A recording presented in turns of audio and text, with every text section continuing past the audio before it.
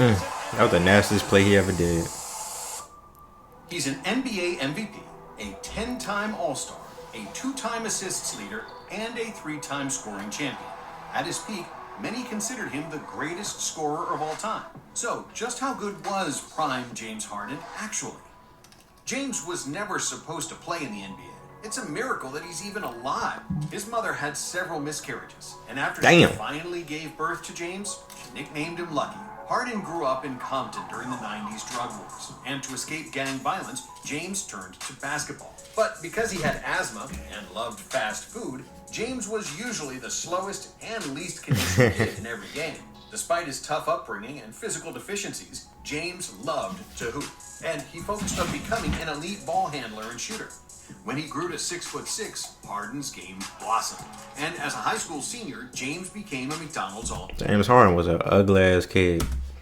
As a sophomore at Arizona State, Harden averaged 20 points, 6 rebounds, and 4 assists, and was named Conference Player of the Year and a consensus first-team All-American.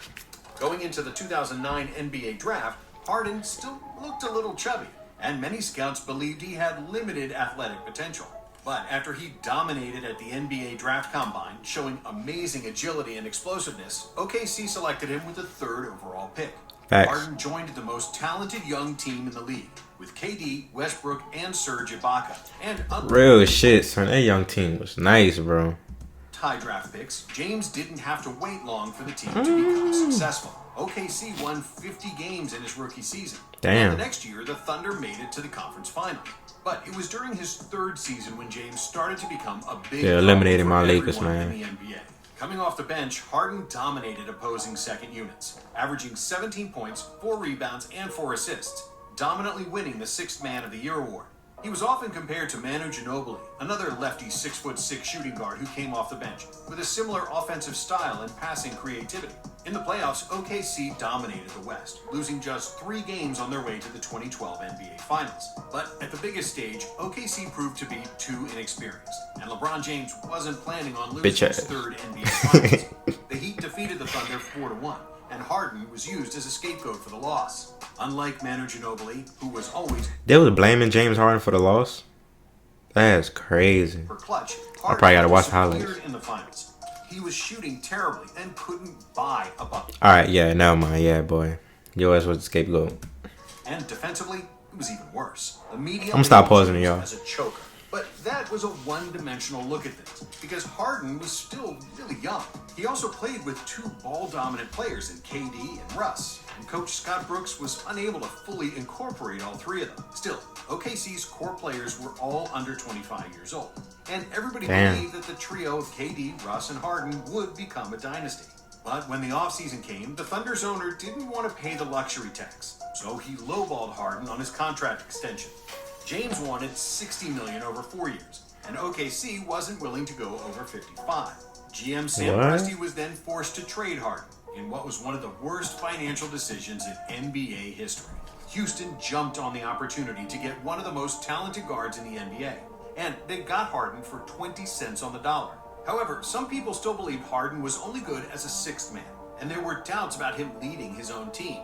But it took James just 1 game to shut up the critics. In his Rockets team, the Beard dropped 37 points, a career-high 12 assists, 6 I ain't know that. rebounds, and 4 steals, in a 105-96 win over the Pistons.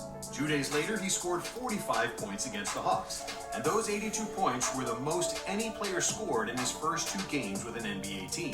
Coach Kevin McHale soon gave him all the authority and ultimate green light, which allowed Harden to develop a wide arsenal of weapons. The Beard immediately became an all-star, averaging 26, 6, and 5, and pushed the Rockets to the playoffs for the first time in 4 years. In 2014, Houston added Dwight Howard, but despite big hopes, the 2 superstars never clicked.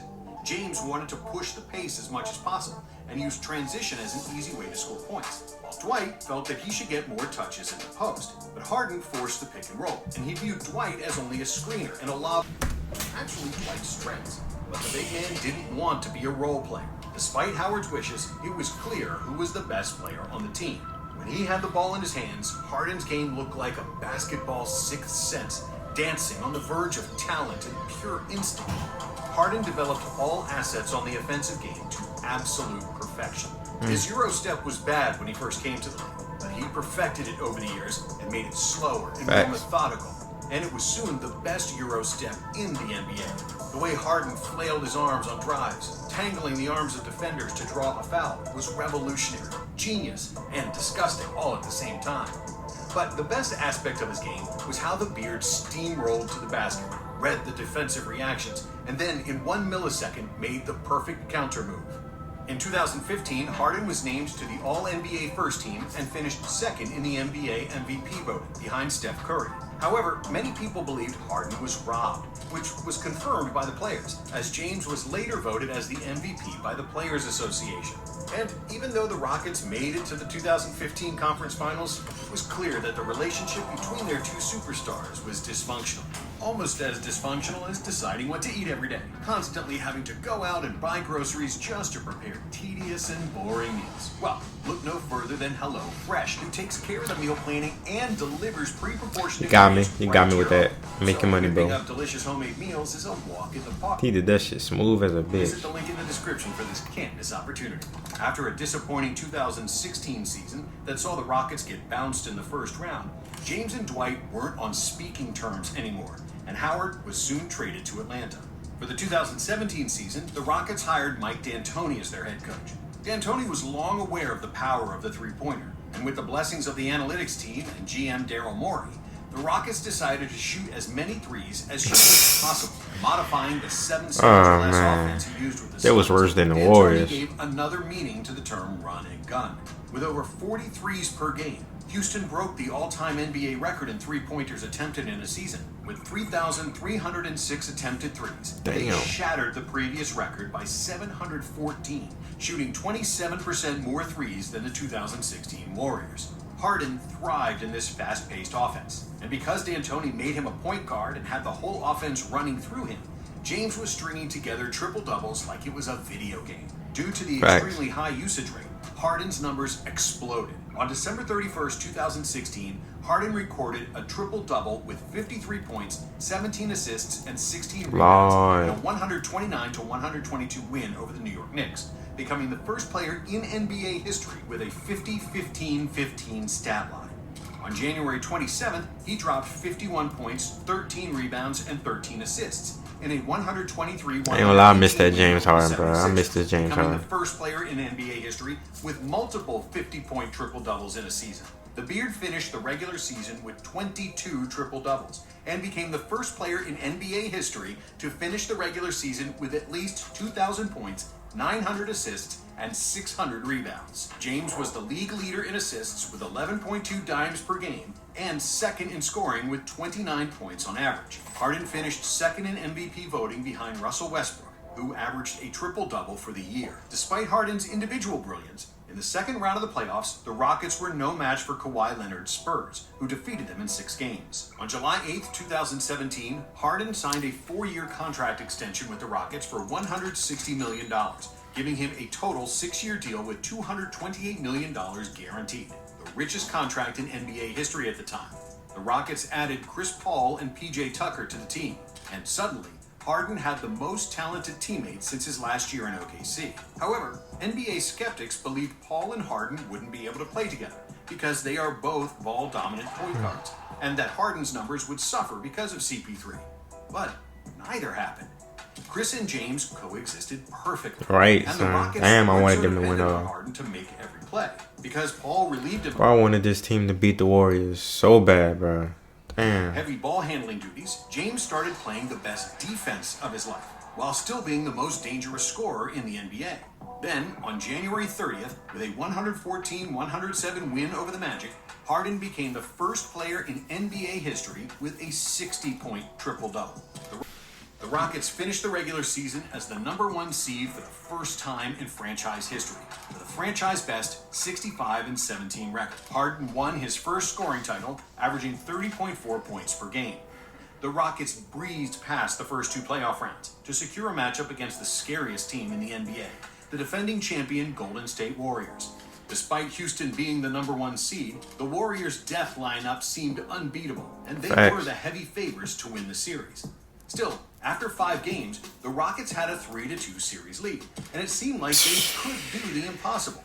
But in Game 6, Chris Paul injured his hamstring and was ruled out for the remainder of the series. It all seemed lost. But in Game 7, Houston played great without Paul.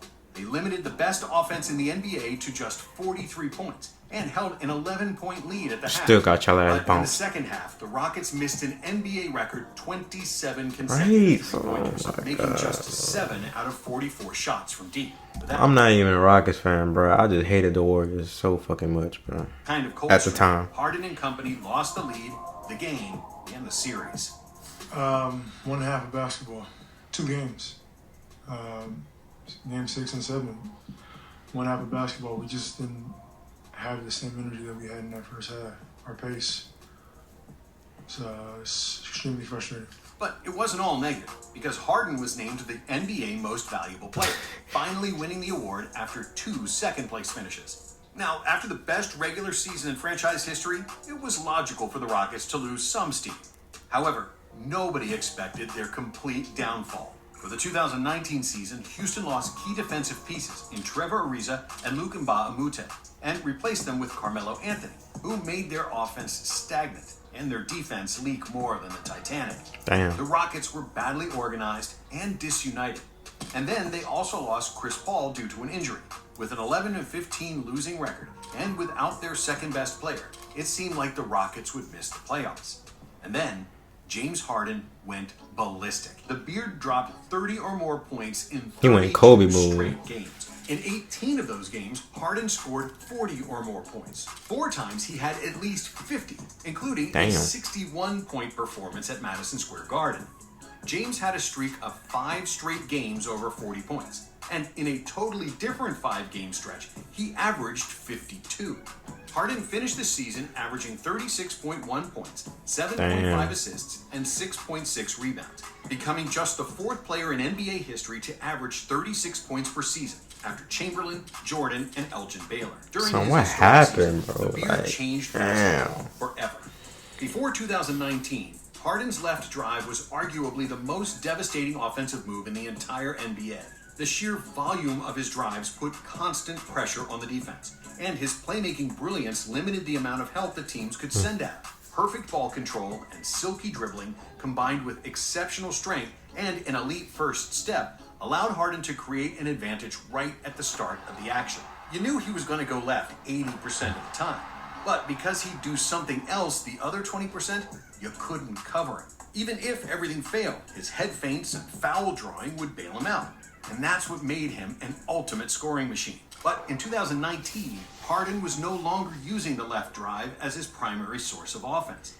Instead, he perfected a signature shot that was basically unguardable, the step-back three-pointer. The move was so effective that he started using it often, abnormally often. Harden was launching so many step-back threes that opposing guards started defending him in a way that was almost comical. It's a shot that can't be blocked. So defenders actually started guarding him from behind just to stop him from shooting a three. More than 60% of Harden's shot attempts were threes.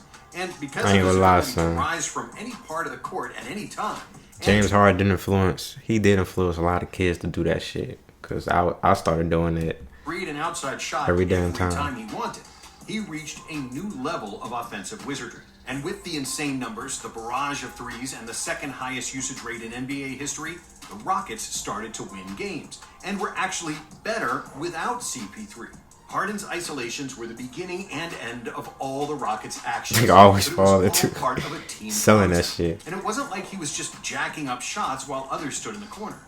When Harden pressured the defense with frantic dribbling, the rest of the team would move, cut, screen, and force the defenders to constantly rotate. Houston's ball movement was not at the same level as the Warriors, but their player movement was off the charts. Although Harden had a huge number of shots, you couldn't say that his game was selfish. His assist numbers confirm this, as Harden was 3rd in the league in assists per game. If he sensed a defensive lapse, James quickly passed the ball to a center, Clint Capella, or sent it to the corners to PJ Tucker or Eric Gordon. Since that 11-15 record at the beginning of the season, Houston won 42 out of the next 56 games and made the playoffs with a home court advantage. However, in the second round of the playoffs, the Warriors proved to be too strong once again, despite Harden averaging 35, 7, and 5 in the series. Damn. After the season, Giannis won the MVP, leaving Harden's historic season without a trophy. And in the next few years, James changed teams, had several injuries, and his effectiveness decreased. And he always came up short in the playoffs. But if we only look at his prime with the Rockets, it's fair to say that there were only a few players in the history of basketball who forced defenses to make so many adjustments and who were the ultimate triple threats. Other than LeBron with the Cavs, there was nobody in NBA history whose team's entire offense ran through their hands as much as the Rockets did through Harden's. There are less than 20 NBA players ever who redefined how the game was played and how it was officiated. Harden James Harden won him. He won him for sure. Despite being a basketball genius, James was never and never will be a favorite among neutral fans. Harden flopped too much in the past. He draws too many fouls, which kills the pace of the game. He dribbles too much. James Harden, to me, what he's accomplished, 3 years ago, we said, I would hate to play with this guy. Yeah. He dribble, and then shoots a step back three. He doesn't always play defense and spends a lot of time in strip clubs. When it was most important, Harden wasn't clutch. And he has a rich history of inefficient shooting in the playoffs.